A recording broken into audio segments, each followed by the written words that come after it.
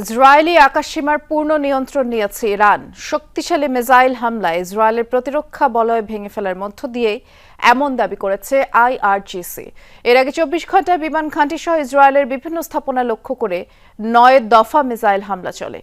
Iran জুড়েও আগ্রাসী অভিযান অব্যাহত রেখেছে তেল আবিব। রাতভর অর্ধশতাধিক যুদ্ধবিমান দিয়ে অভিযান চলে এবং টার্গেট করা হয় ইরানের সেন্ট্রিফিউজ উৎপাদন স্থাপনায়।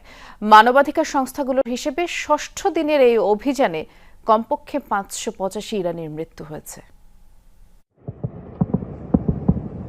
ইরানের আকাশসীমা পূর্ণ নিয়ন্ত্রণের দাবি করলেও দেশটির আকাশ প্রতিরক্ষা ব্যবস্থার কাছে এভাবেই ধরাশায়ী হতে দেখা গেছে একের পর এক ইসরায়েলি ক্ষেপণাস্ত্রকে। তেহরানের এয়ার ডিফেন্সের কাছে ক্রমাগত হার মানছে তেল আবিবের মিসাইল ড্রোন। মঙ্গলবার রাতভর ৫০টিরও বেশি যুদ্ধবিমান দিয়ে ইরানে হামলা চালায় ইসরায়েল।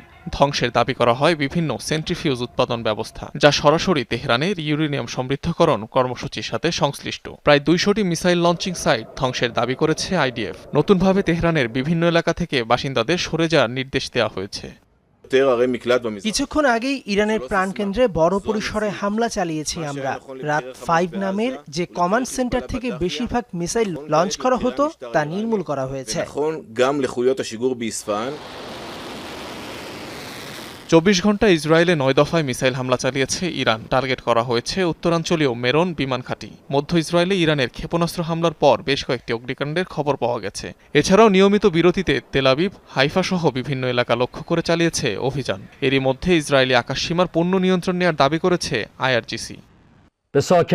এখন পর্যন্ত পরিচালিত অভিযানগুলো কেবল একটি সতর্কবার্তা। শীঘ্রই আরো বড় অভিযান বাস্তবায়িত হবে। তেল আবিবের বাসিন্দাদের সরে যাওয়ার জন্য কঠোরভাবে সতর্ক করা হচ্ছে। নেতানিয়াহুর অবাস্তব আকাঙ্ক্ষার শিকার হবেন না। মানবাধিকার সংস্থাগুলোর হিসাবে ইসরায়েলের চলমান অভিযানে ইরানে প্রাণহানি ছাড়িয়েছে ৫০০। অনিক রহমান, যমুনা নিউজ।